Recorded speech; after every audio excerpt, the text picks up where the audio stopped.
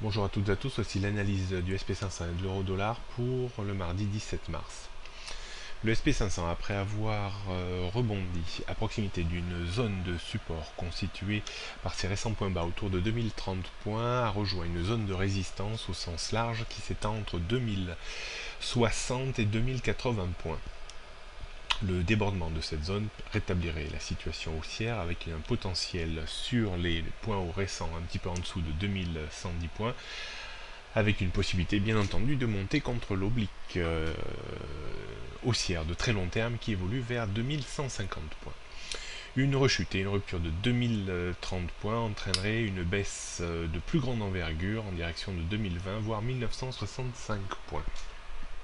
Il est fort possible que le marché soit très agité demain soir avec le discours de Madame Yellen sur un timing éventuel de remontée des taux. Je défends l'idée suivante: dès qu'elle aura donné un timing de remontée des taux, je pense que le marché américain donnera des signes de faiblesse et baissera sur des niveaux inférieurs. On note donc résistance autour de 2070-2080, avant 2100, 2120, 2140, 150. Support 2040, 2030, 2020, 2965 points. Tendance reste baissière en dessous des 2080 points. Du côté de l'euro-dollar se stabilise autour des 1,05. Une phase de reprise technique reste toujours possible.